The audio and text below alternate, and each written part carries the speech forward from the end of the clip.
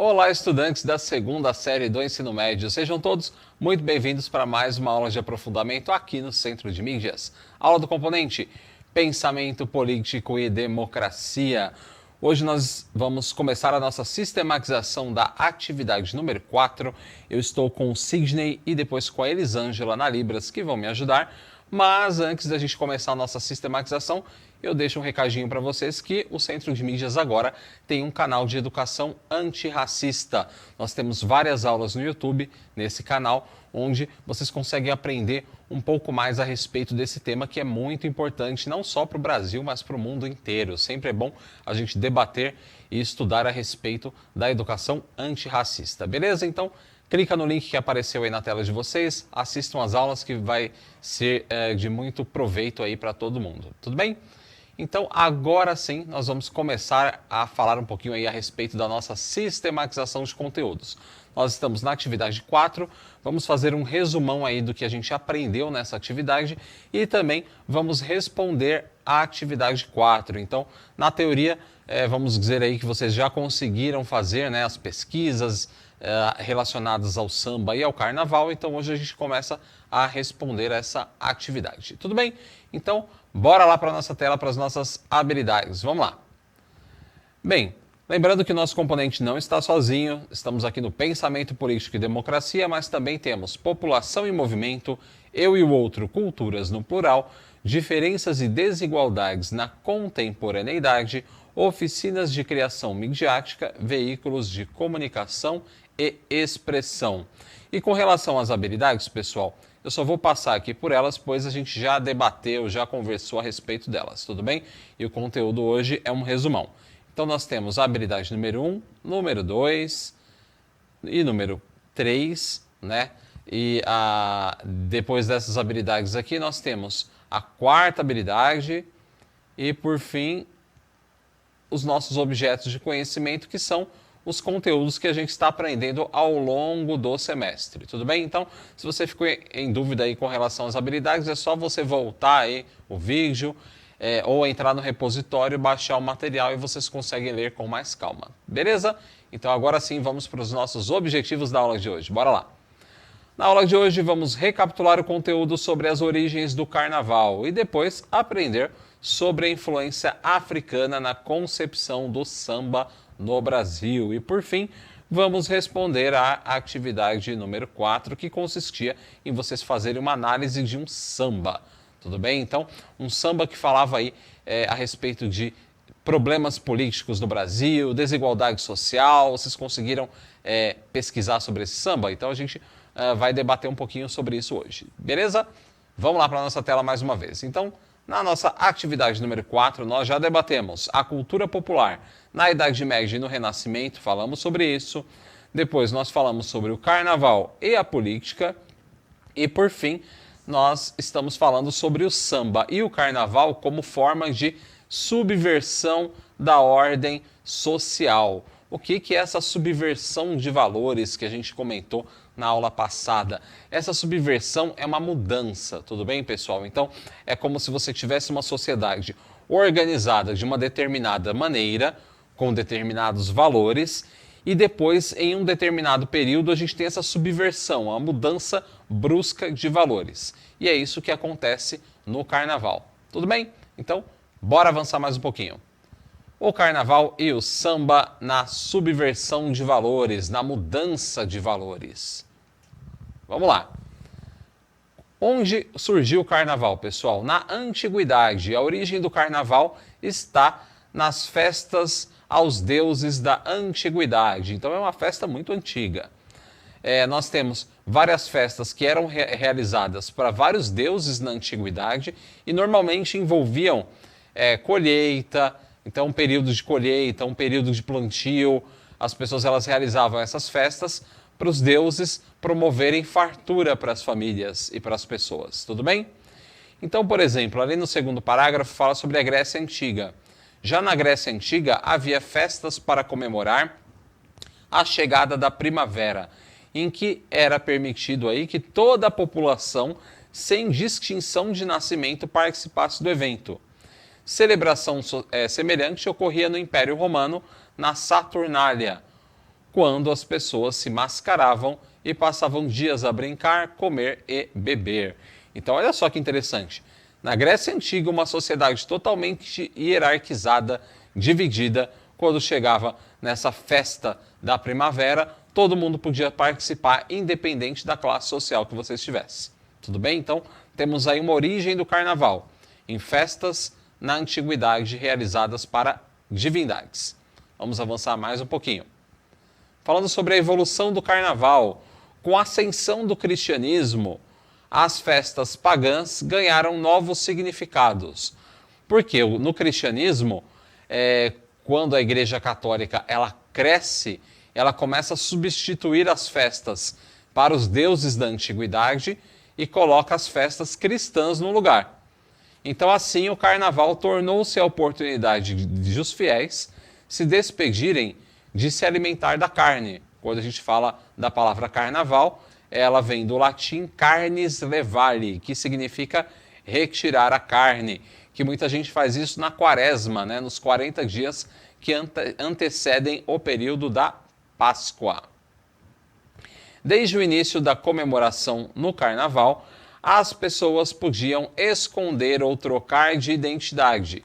Assim, tinham maior liberdade para se divertir, ao mesmo tempo que podiam adquirir características ou funções diferentes do que eram verdadeiramente. Pobres poderiam ser ricos, homens poderiam ser mulheres e entre outros. Olha só que interessante. Então, aqui a gente está falando de uma mudança de valores. Você é uma pessoa pobre, mas no carnaval você agia como uma pessoa rica.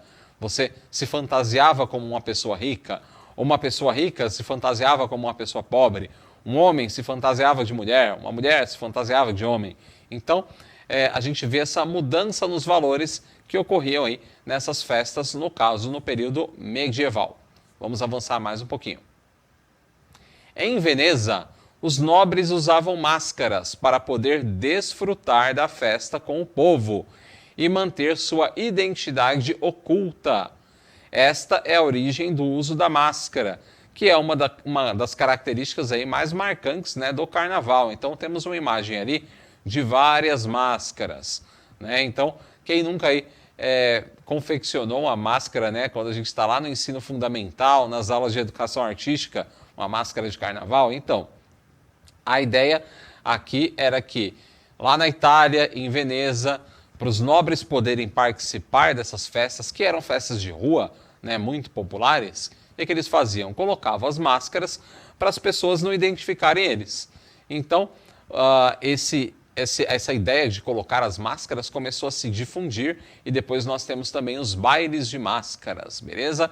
Tudo isso nessas festas que duravam dias, tá? Festas extremamente populares, onde as pessoas se divertiam no período medieval. Vamos avançar mais um pouquinho. E quando a gente fala sobre o período moderno, aí a gente vai relacionar essas festas do carnaval com o barroco, tudo bem? Mas e o que é o barroco, professor?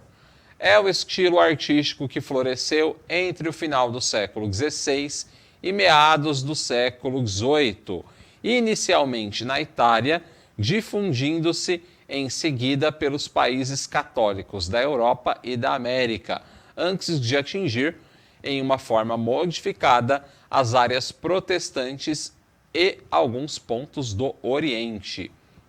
Considerado o estilo correspondente ao absolutismo e à Contra-Reforma, distingue-se pelo esplendor exuberante. Opa, vamos lá. Esplendor exuberante, lembre-se disso. De certo modo, o Barroco foi uma continuação natural do Renascimento. Por quê? Ambos os movimentos compartilham um profundo interesse pela arte da antiguidade clássica, embora a interpretassem de modo diferente. Então, Renascimento, os valores da antiguidade, eles começam a retornar. Então, a Idade Média, a gente tem uma ruptura. No Renascimento, as pessoas elas começam a retornar a esses valores da antiguidade e, principalmente na parte artística. E quando a gente fala do período barroco, a gente vai ter um exagero nessa arte, tudo bem? Então, você vai ter formas mais exageradas. A gente viu isso lá na atividade número 3, se eu não me engano, ou foi na número 2, que eu mostrei um pouco da arte barroca para vocês, que é uma arte bem exagerada, beleza? E voltando lá para o nosso slide, mais uma vez, então porque ambos os movimentos compartilham um profundo interesse pela antiguidade clássica, embora a interpretassem de modo diferente. E falando dessa antiguidade, por que eu falei que é muito na questão visual? Porque, por exemplo, quando a gente fala das músicas da antiguidade, a gente não tem muito registro, não sobrou muita coisa. Então, o pessoal da Idade Média e do período moderno teve que reinterpretar aí o que seria as músicas da antiguidade, tudo bem? Então, a partir daí é que vai surgir a música barroca, que é aquela música clássica que eu mostrei para vocês, lá nas atividades anteriores. Vamos avançar mais um pouquinho?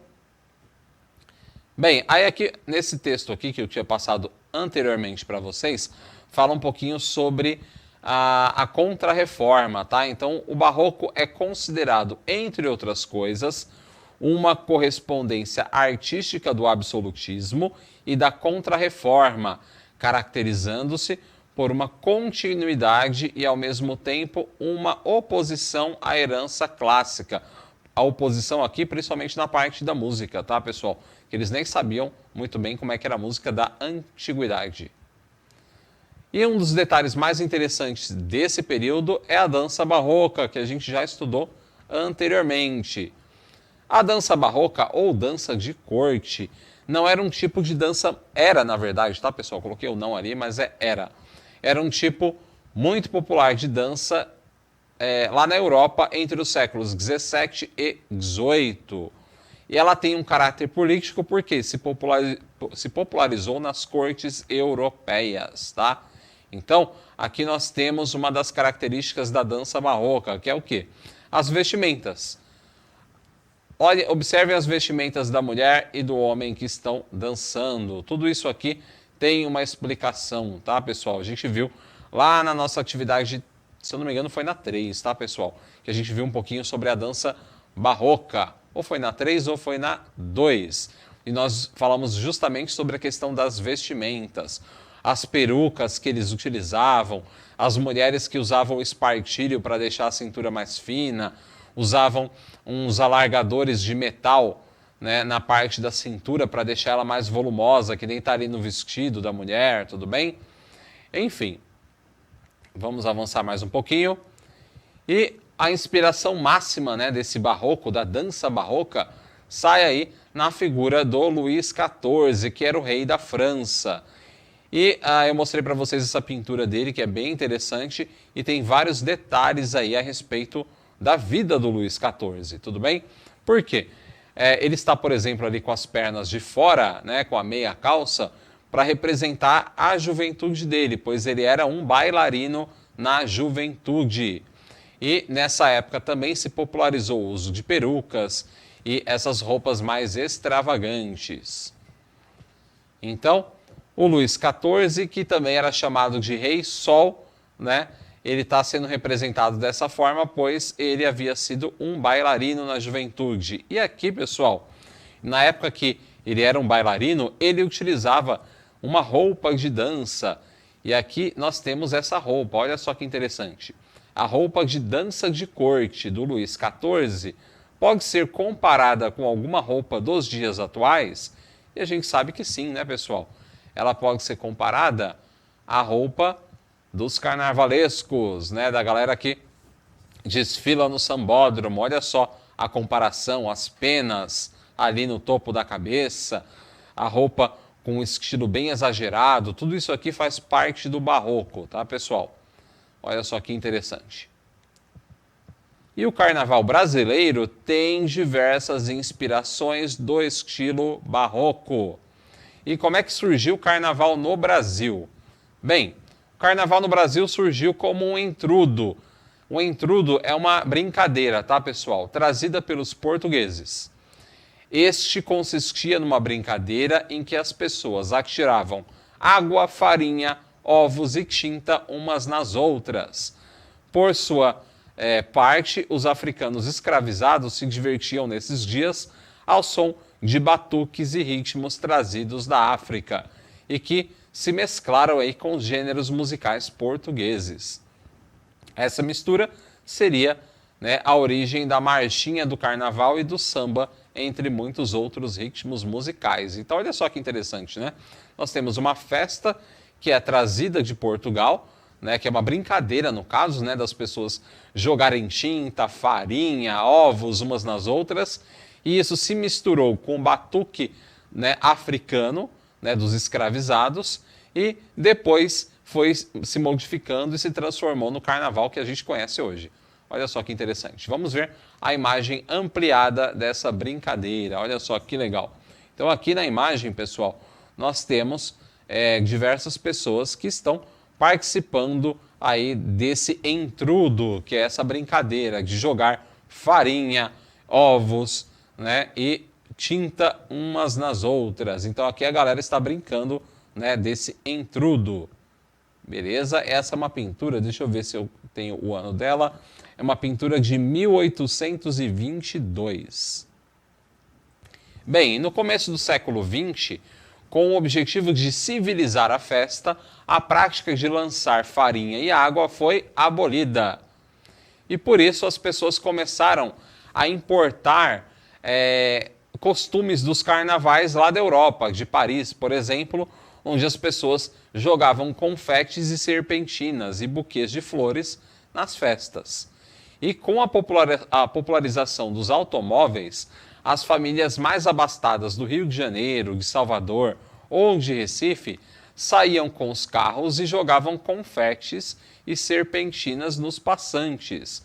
E essa tradição, no caso, ela se manteve até a década de 30, quando se popularizou o uso, né, dos automóveis e fez com que outras pessoas de outras classes populares também entrassem na festa. Então olha só que interessante, né?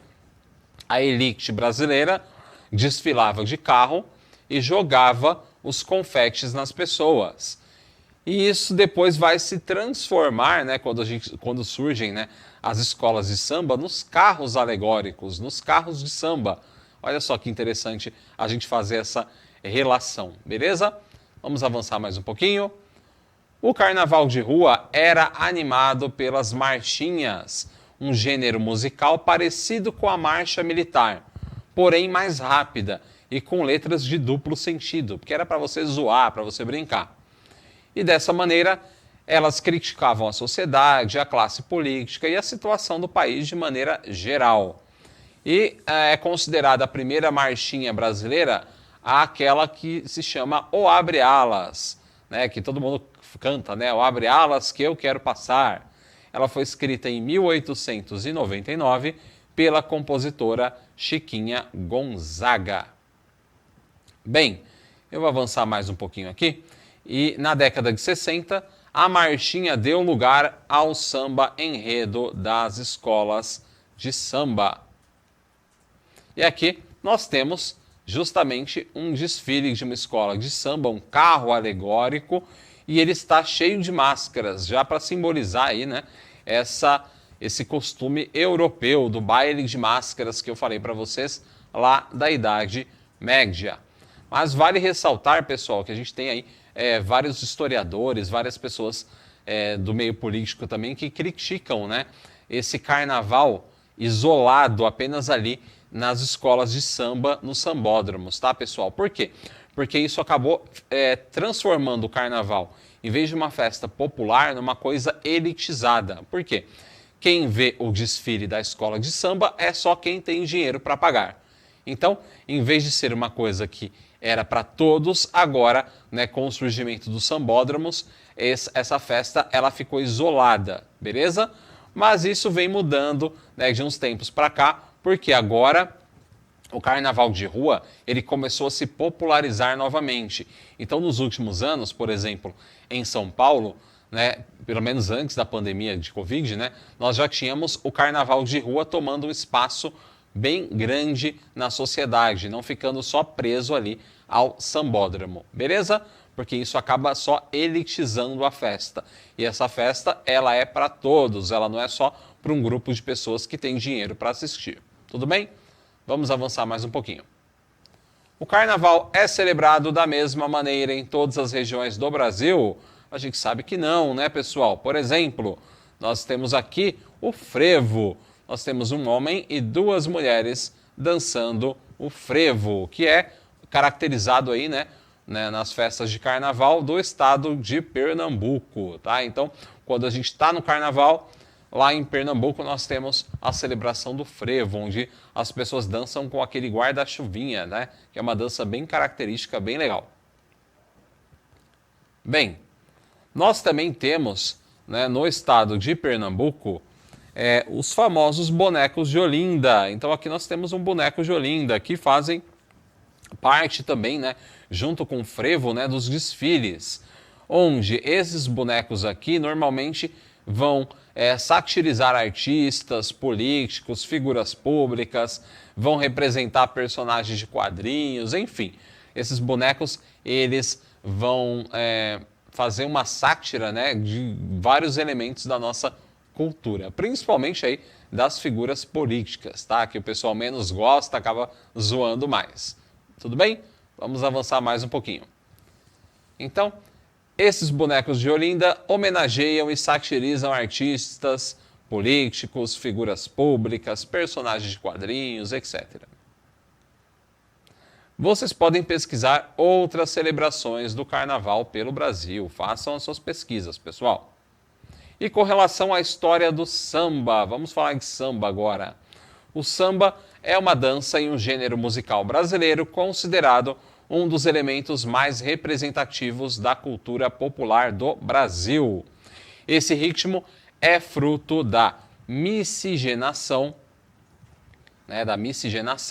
entre a música africana e europeia nos campos e na cidade. Bem interessante. E devido à sua grande presença em todo o território nacional, o samba assume formas diferenciadas em cada região, mas sempre mantendo a alegria e a sua cadência envolvente. Então até o samba ele é diferente em regiões do Brasil. O samba de São Paulo é diferente do samba do Rio, que é diferente do samba da Bahia. A gente tem essas características que trazem diferenças no samba. Porém, a gente precisa lembrar que ele é um gênero musical que surgiu de uma miscigenação, tudo bem? Entre a música africana e a música europeia. Então a gente tem essa mesclagem, beleza? Vamos avançar mais um pouquinho. Aqui na imagem, pessoal, nós temos uma pintura bem legal que mostra aí o batuque, né, dos sambistas. É uma pintura de 1835, tá, pessoal? Onde nós temos africanos, né, pessoas escravizadas, ali tocando ali o seu batuque. E após a abolição da escravidão em 1888 e da instituição da República em 1889, muitos negros se dirigiam à capital da República, ao Rio de Janeiro, em busca de trabalho.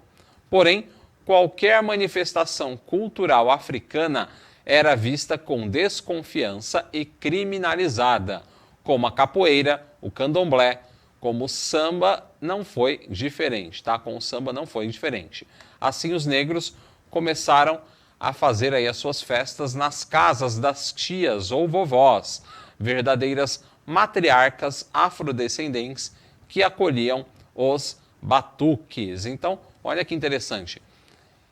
Após, né, os negros serem libertos, né, com o fim aí da escravidão, isso não quer dizer que agora a sociedade tratava todo mundo por igual. A gente sabe que não. Então, qualquer prática cultural africana era marginalizada e era proibida. Então, a capoeira foi proibida, nós temos o candomblé, as religiões de matriz africana que também eram proibidas, e depois nós também tivemos o samba proibido no Brasil. Por quê? Porque tudo isso voltava ali, né, estava ali entrelaçado na cultura africana, que era algo que o governo não queria, né, mostrar para a população. Tudo bem? Então, você era liberto, porém você não podia manifestar ter as suas manifestações culturais. É uma coisa horrível, né, para aquele período, e ainda bem que a gente já passou dessa fase, né? Mas, infelizmente, ainda temos muito racismo no Brasil, tudo bem, pessoal? Apesar da Constituição ela dar essa liberdade, né, para a gente ter a nossa religião, escolher aí as coisas que a gente gosta de fazer, a gente sabe que não é muito bem assim, né, que funciona na prática. Vamos avançar mais um pouquinho. Bem, pessoal, essas casas que acolhiam, né, os sambistas, né, as casas das tias, né, normalmente são mães de santo que acolhiam essas pessoas, e em 1917 foi gravado no Brasil aquele que é considerado o primeiro samba com o título Pelo Telefone, com letra de Mauro de Almeida e Djonga. Dizem que nós tivemos outros sambas mais antigos, mas o primeiro registrado de fato foi esse Pelo Telefone, que foi gravado em 1917. E agora sim, a gente entra bem na resposta, né, da nossa atividade. Aqui eu tenho uma recomendação de um vídeo para vocês, que é da TV Brasil, que fala sobre os 100 anos do samba. É bem interessante, ele mostra de maneira mais ampliada o que eu estou falando para vocês, tá? E agora sim, vamos lá para respondendo a nossa atividade na tela. Eu não vou poder colocar a música para vocês, pessoal, ela aparece no vídeo por questão de direitos autorais, tá? Mas a letra eu posso passar para vocês. Então, olha só, música de 1916. Vamos ler um trechinho aqui, né, dessa canção. O chefe da polícia pelo telefone manda me avisar que na Carioca tem uma roleta para se jogar. Roleta é um jogo de azar, tá, pessoal? O chefe da polícia pelo telefone manda me avisar que na Carioca tem uma roleta para se jogar. Ai, ai, ai, deixe as mágoas para trás, ó rapaz. Ai, ai, ai, fica tristes se é capaz, e verás. Ai, ai, ai, deixa as mágoas para trás, ó rapaz. E depois, ai, ai, ai, fica triste se é capaz e verás. E preste atenção bem no trechinho ali em cima. O chefe da polícia pelo telefone manda me avisar que na Carioca tem uma roleta para se jogar. Por que isso aqui está relacionado à subversão de valores, pessoal? Por quê? Primeiro, que a gente está falando que o samba era proibido, depois ele se torna, né, legalizado, se torna difundido aí pelo Brasil, e agora a gente está falando de uma subversão de valores justamente quando a gente está falando de jogo de azar. Por quê? Era proibido o jogo de azar no Brasil. Porém, de acordo com a música, o chefe da polícia, então um policial, liga, né, para a pessoa e diz que lá na Carioca, numa determinada região, tem uma roleta, tem um jogo de azar que as pessoas podiam jogar. Então a gente consegue perceber essa subversão de valores onde o mocinho, no caso, né, a figura do policial, que era para respeitar a lei, não está respeitando, pois ele está ligando para a pessoa para avisar de um jogo de azar que era proibido nessa época. Então vocês conseguem entender como é que essa subversão de valores ela vai funcionando? Então a gente já está falando do samba que era proibido, mas depois é legalizado, mas depois ele discute, né, as relações de desigualdade no Brasil. Então ele está falando o quê? Que é muito difícil, né, você classificar quem é o mocinho, quem é o bandido, né, o que está certo, o que está errado. Por quê? Porque a gente tem essa mescla aqui na nossa cultura, né? Então, isso é bem interessante, é uma música bem legal, que dá para a gente trabalhar várias questões culturais e relacionadas à desigualdade social do país. Beleza? Eu deixei depois uma outra recomendação, pessoal, de uma música do Noel Rosa, que é Filosofia. Tá ali na tela de vocês, eu não vou ler por questão de tempo, tá? Mas ela também fala sobre questão de desigualdade social e tem um link de uma aula do Centro de Mídias que também fala justamente desse tema, e o professor Joelson, ele canta essa música do Noel Rosa para vocês. Mas basicamente é isso por hoje, fechamos o nosso conteúdo e não deixe de avaliar as nossas aulas, se possível comenta aí o que vocês estão achando. Terminamos a nossa sistematização por aqui e fiquem todos muito bem, um abração, se cuidem e até mais. Tchau, tchau!